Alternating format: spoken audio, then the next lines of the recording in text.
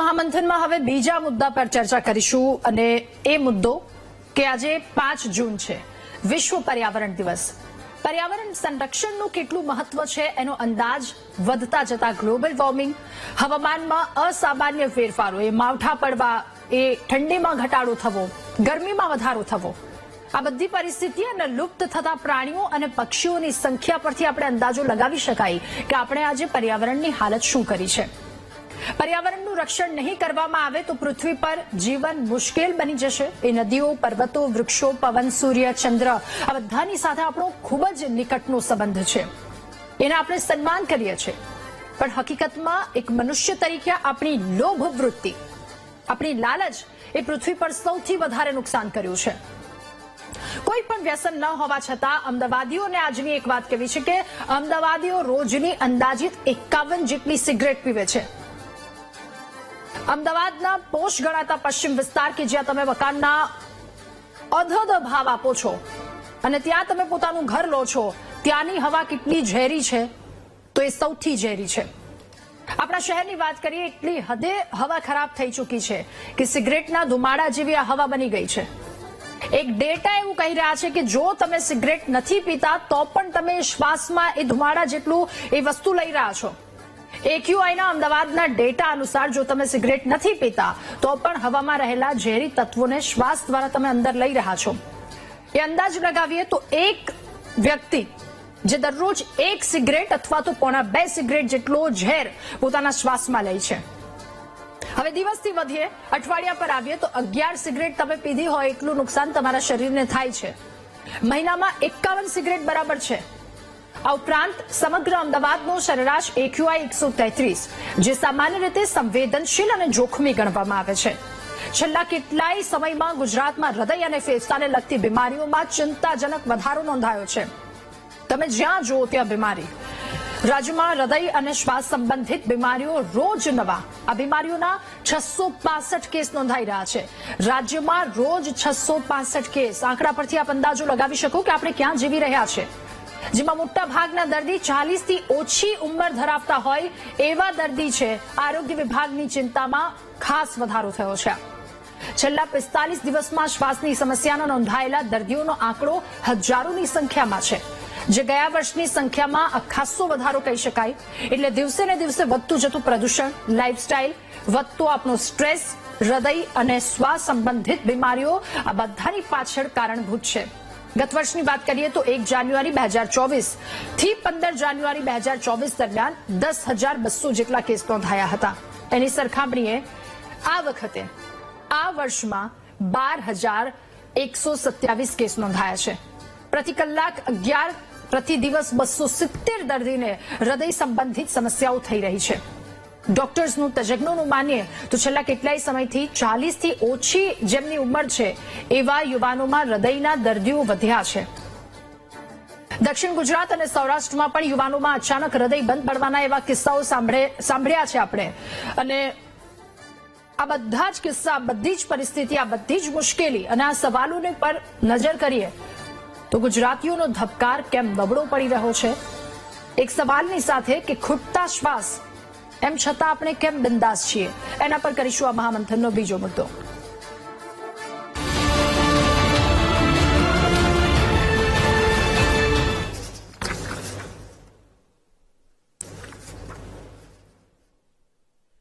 તો જો ક્યાંક ખોટ આવતી હોય અથવા તો એ જમીનને લઈને હોય, મકાનને લઈને હોય કે પછી કોઈ પણ વસ્તુને લઈને, માલ મિલકતને લઈને હોય તો આપણે તરત જ ચિંતામાં આવી જઈએ છીએ. પરંતુ સૌથી અમૂલ્ય વસ્તુ એટલે આપણું શરીર, આપણું સ્વાસ્થ્ય, અને એના શ્વાસ ખૂટી રહ્યા છે.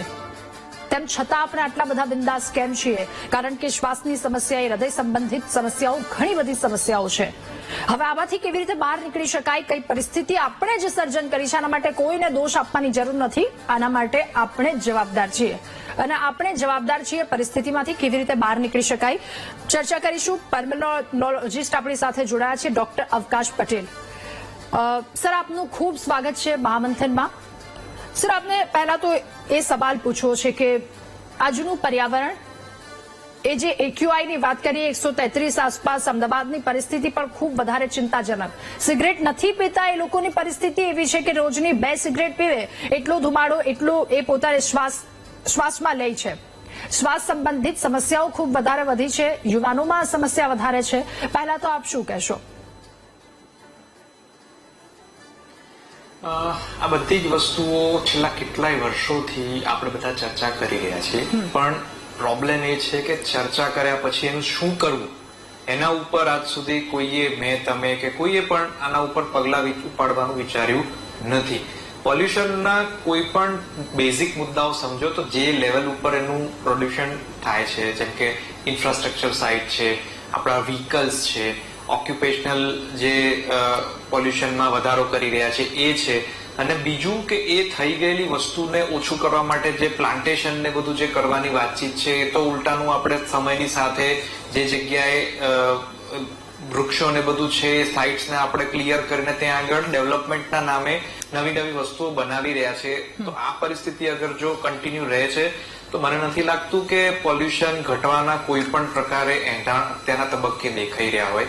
એટલે સૌથી પહેલા આપણે બધાએ આ વસ્તુ સમજવી પડશે કે અગર આપણે પૈસા કમાવાનો જે મેઇન એમ છે એ સ્વાસ્થ્યના સંબંધમાં છે, ઊંધું ન કરી દેવું જોઈએ કે પહેલા પૈસા કમાવો અને પછી એ જ પૈસા સ્વાસ્થ્યને સારા રાખવા માટે ખર્ચો. એના કરતા વધારે સારું એ રહેશે કે આપણે કુદરતી વસ્તુ જે આપણને મળેલી છે, સ્વચ્છ વાતાવરણ, એને જાળવીએ અને આપણા માટે સૌથી અમૂલ્ય વસ્તુ એટલે કે આપણું સ્વાસ્થ્ય છે એનું આપણે રક્ષણ કરીએ. બિલકુલ. એટલે સર, જયારે વાત સ્વાસ્થ્ય પર આવે અને ખબર પડે કે ઓહો આ બીમારી આવી છે ત્યારે આપણે દોડતા થઈએ છીએ. હવે પરિસ્થિતિ એવી છે કે આપણે વૃક્ષો અને એ વનની વચ્ચે રહેવા, એનાથી વિરોધાભાસી પરિસ્થિતિ કોન્ક્રીટના જંગલોની વચ્ચે રહી રહ્યા છે. આપણે બિલકુલ ના ન કહી શકીએ, કારણ કે આ મોંઘવારીની વચ્ચે રહેવું એ સતત કામ તો કરવું જ પડે કોઈ પણ વ્યક્તિને. તો પછી આવા બિઝી શેડ્યુલની વચ્ચે લોકોએ શું કરવું જોઈએ સ્વાસ્થ્ય માટે? મેં જેમ કીધું એમ કે આપણે કીધી વસ્તુ કામ કરવાની બિલકુલ સાચી છે, પણ આજે કેટલી બધી જગ્યાઓ, કેટલા બધા ખેતરો આપણી આજુબાજુમાં છે કે જ્યાં આગળ અત્યારના તબક્કે કશું જ નથી બની રહ્યું. સરકારે આના માટે નિયમો બી બનાવેલા છે કે અગર કોઈ પ્લાન્ટેશન થયા પછી વૃક્ષમાં પરિવર્તિત થઈ જાય તો એને તમે વિધાઉટ ગવર્મેન્ટ પરમિશન નથી હટાવી શકતા.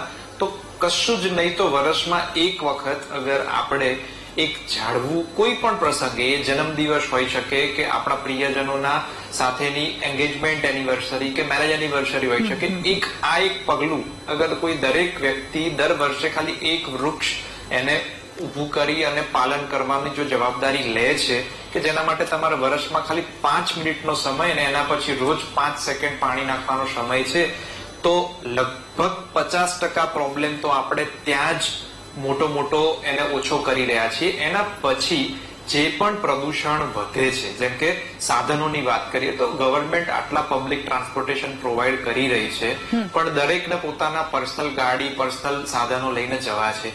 તો આજે 5 સાધનો ભેગા થઈને જે પોલ્યુશન ઉભું કરે છે એના બદલે જે ગવર્મેન્ટ ઈ બસીસ જે બધું ફેરવી રહી છે, જે મેટ્રોસ ફેરવી રહી છે, એનો અગર ઉપયોગ કરીએ તો પ્રોડક્શન લેવલ એટલે કે જ્યાંથી પ્રદૂષણનો ઉદ્ભવ થાય છે એને તમે ઘટાડી શકો છો. આટલું કર્યા પછી પણ જે અનિવાર્ય એક્ટિવિટીઝ છે. સર, મારે આપને એ પૂછવું છે કે આપની પાસે કેટલા કેસ આવી રહ્યા છે અને છેલ્લા 3 થી 4 વર્ષમાં આમાં કેટલો વધારો થયો છે? કેટલું ચિંતાજનક તમને લાગે છે અને એમની એજ શું હોય છે? યુઝ્યુઅલી ફેફસાના કેસીસમાં આજથી થોડા વર્ષો પહેલા ચેપ અને જે ઇન્ફેક્શન રિલેટેડ વસ્તુઓ હતી એનું પ્રમાણ વધારે હતું. માની લો કે કોઈ એક ડોક્ટર દિવસમાં 50 દર્દીઓ જોવે છે, તેમાંથી મોટા મોટું 35 થી 40 કેસીસ જે છે એ ભૂતકાળમાં ઇન્ફેક્શન સાથે સંબંધિત રહેતા હતા.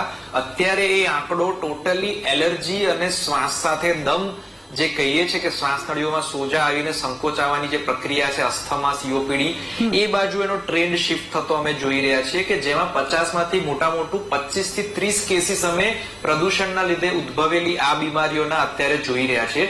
અને ઉંમરમાં પણ અત્યારે ડ્રાસ્ટિક ચેન્જીસ અમે જોઈ રહ્યા છીએ. ભૂતકાળમાં જયારે 50-60 વર્ષની ઉંમર ક્રોસ થઈ જતી, પછી વૃદ્ધોના ફેફસા અસરગ્રસ્ત થતા અને એ લોકો ડોક્ટરો પાસે જતા હતા. જ્યારે હવે આ વસ્તુ 2 મહિનાના બાળકીઓથી લઈને 2 વર્ષથી લઈને 20 વર્ષના યંગસ્ટર્સમાં બી એલર્જી સંબંધિત અને પ્રદૂષણ સંબંધિત પ્રોબ્લેમો જોવા મળ્યા છે. અને આ બહુ સારી વસ્તુ નથી, કારણ કે સમયની સાથે સાથે આ વસ્તુઓના આંકડામાં વધારો થઈ રહ્યો છે. જી બિલકુલ, એટલે એ ચિંતાજનક વાત કહી શકાય. સર આભાર અમારી સાથે જોડાવા બદલ, મહામંથનમાં આ મુદ્દા પર ચર્ચા કરવા બદલ.